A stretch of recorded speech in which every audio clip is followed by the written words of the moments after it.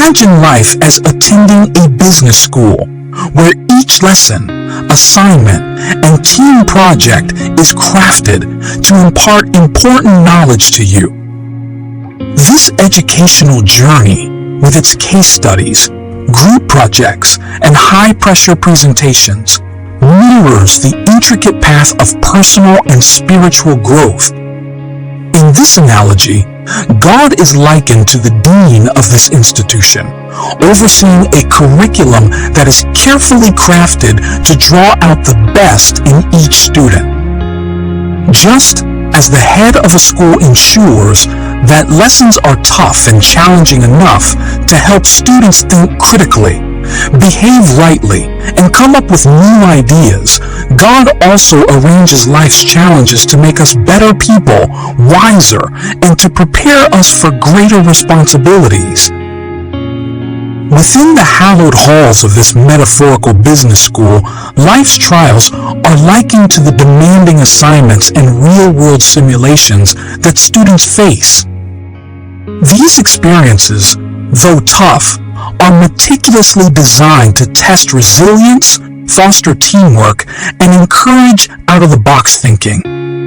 The understanding that each hurdle is an opportunity for growth and learning transforms our perception of personal challenges. We begin to approach life's difficulties with the same zeal and preparedness as a business student tackling a complex case study, aware that each challenge is a lesson in disguise meant to prepare us for life's ultimate leadership roles. Embracing this perspective allows us to navigate the ups and downs of life with confidence, always conscious of the guiding wisdom of the ultimate educator, molding and shaping us to become adept navigators of the complex world we inhabit. Your response to the issues of life is a major way that God tests you. One big mistake you must not make when you are being tested is comparing yourself to other people who appear to be better than you. Tests are punishments from God. Even when you pray to God to deliver you from a particular challenge, the answer will not always come immediately for several reasons. Some things take time and process, and you have a role to play in this regard. But what is your attitude while you wait? Will you complain? Will you become worried and restless? Will you blame the people around you? These are the tests that God uses to determine your readiness for what He wants to do. The Israelites who left Jesus for the Promised Land did not get there because they could not endure the hardness on the way. They responded to their needs by murmuring against God and complaining to Moses, the man of God who brought them out of slavery. They even expressed regret at leaving Egypt, but God could not persuade them about the Promised Land. You may be wondering how the Israelites could be so hardened and rebellious toward God, yet you don't realize that you are doing the same in your situation. Do not draw back from your personal commitment to God on account of supposedly unanswered prayer. This is what some Christians do without realize that they are failing a test. Do not stay away from church because you don't have a job or because you have been married but childless. If you cannot trust God through trying times, then you truly do not trust Him. The implication is that God will not entrust significant things to you. When God wanted to replace Saul, He sent the prophet Samuel to the house of Jesse to anoint one of his sons as king of Israel. He considered 7 sons of Jesse, but refused them one after the other. Essentially, God tested the 7 sons of Jesse by looking into their hearts, but all of them failed except for David. Sometimes, the test of God can be a platform, a position, or opportunity He gives you. He is watching to see what you will do with it. King Saul failed the test of God after he unexpectedly became the king of Israel. He turned out to be self-willed and rebellious towards the prophet Samuel. Consider the story of Zechariah and Elizabeth, an older couple who were well-known and liked in their town, but they always felt something was missing because they didn't have any children. For decades, they walked together, united in love and faith, yet shattered by the unfulfilled dream of having a child. Zechariah, in his quiet moments, poured out his heart in prayer, seeking a miracle that seemed to elude them. As time wore on, the hope that once burned bright began to flicker, and the possibility of parenthood seemed to drift further away. Despite the weight of their unmet longing, Zechariah's resolve and his spiritual commitments never wavered. He continued to carry out his sacred duties as a priest with unwavering dedication, serving in the temple with a heart both heavy and hopeful. Then, in a twist of divine timing that defied the limitations of age and human expectation, the unexpected happened. Elizabeth's life, once shadowed by disappointment, was suddenly alight with the promise of motherhood. In their advanced years, when the silence of their home seemed destined to remain unbroken, they were blessed with a son, a joyful echo of their enduring faith and a reminder that miracles can and do unfold in the most unforeseen ways. What has God given you? What opportunities has He brought your way? Use it to serve men to the glory of God's name. Bear in mind that God is a rewarder, and He makes it clear in the book of Hebrews, chapter 10, verses 35 through 36. It reads, "So do not throw away this confident trust in the Lord. Remember the great reward it brings you. Patient endurance is what you need now, so that you will continue to do God's will. Then you will receive all that He has promised." God has great plans for you, but you must show yourself worthy of them by being patient through trying times. There will be times when He tells you to take certain steps that appear risky. Maybe something you've never done before. Will you trust Him and obey Him? If you are certain it was God who spoke, then believe Him. Abraham, our father of faith, was extolled because he passed a significant test. When God instructed him to go and offer Isaac as a sacrifice, he willingly went ahead. See how God responded. The book of Genesis, chapter 22, verses 12 and 16 through 18 reads, "Do not lay a hand on the boy," he said. "Do not do anything to him. Now I know that you fear God, because you have not withheld from me your son, your only son. Because you have done this and have not withheld your son, your only son, I swear by myself, declares the Lord, that I will surely bless you and make your descendants as numerous as the stars in the sky and as the sand on the seashore. Your descendants will take possession of the cities of their enemies, and through your offspring all nations on earth will be blessed, because you have obeyed me." In trusting God, you may appear foolish in the sight of men, but it is God who knows your tomorrow. Go ahead, follow His instructions. It will turn out for your good. Can you imagine how foolish it seemed when Noah began to build a mighty ark because God had told him to do so, that those who entered might be preserved from the judgment of the flood? Yet Noah ignored everyone around him and went ahead with the project. It turned out that the flood came and Noah and his family were the only survivors of the flood because they were in the ark. God's word never fails. Perhaps Noah had never built an ark before in his life, but he stretched himself to ensure he did what God told them to do.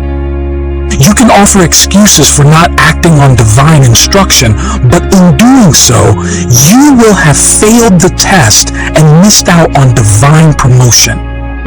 Whatever you are facing now, if you can talk, lift your voice and begin to give God praise. Do not allow the situation to overwhelm you. Remember, similar to your experience, Paul and Silas were arrested and jailed on account of the gospel. They had become depressed, but at night they prayed and praised God. This brought about their supernatural release. God is not against you, so remind yourself of His unconditional love. There is nothing wrong with you. Trials are a good sign that you are growing and that the enemy has taken note of you. You don't have to do anything wrong to be tested. Sometimes it happens because Satan wants to discourage you and make you doubt the love of God. But your faith is very precious to God. Read the words of the Apostle Peter in this regard. 1 Peter chapter 1 verses 6 through 7 says, "So be truly glad. There is wonderful joy ahead, even though you must endure many trials for a little while. These trials will show that your faith is genuine. It is being tested as fire tests and purifies gold, though your faith is far more precious than mere gold. So when your faith remains strong through many trials, it will bring you much praise, glory, and honor on the day when Jesus Christ is revealed to the whole world."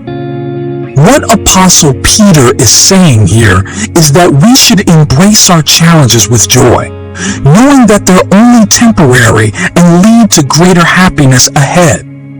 He explains that these difficult times are like tests for our faith, similar to how gold is purified by fire. Our faith, much more valuable than gold, becomes stronger and more genuine through these trials.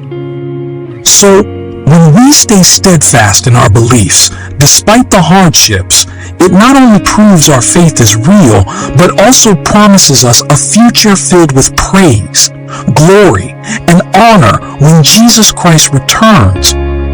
It's a reminder that our current struggles are not in vain, but are preparing us for a glorious celebration of our faith. In the book of John, chapter 6, verses 5 through 9, we find an intriguing episode where Jesus decides to test Philip, one of his earliest disciples. Philip had been in Jesus' company for a considerable period, yet his perception of Jesus was somewhat limited. When introducing Jesus to Bartholomew, he referred to him merely as Joseph's son, not acknowledging his divine nature as the Christ or the Son of God.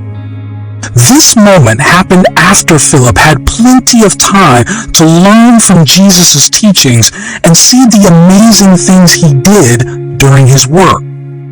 It was against this backdrop that Jesus presented Philip with a challenge, aiming to gauge the depth of his understanding and faith. The test was not just a casual inquiry. It was a pivotal moment designed to reveal whether Philip's time with Jesus had transformed his initial incomplete view of who Jesus truly was. This story reminds us that following Jesus is all about growing in faith and always learning more about Him. It shows us that it's important to look deeper and really understand who Jesus is, not just the basics. So, there is nothing to fear about the trial. They reveal to you what you need to do with your life now so that you can have a desirable future. It is like going for a medical checkup to determine how fit you are and what steps you should take to improve your health. Medical doctors tell us that some ailments can be treated if they are discovered earlier. Similarly, if your child's class exam shows they are struggling in math, for instance, you can get a tutor to help them with extra lessons at home after school and during holidays. God employs men and circumstances to teach and instill other values in you. David was a patient man on his way to becoming Israel's king. He did not ascend at the throne immediately after being anointed. God tested him and found him ready.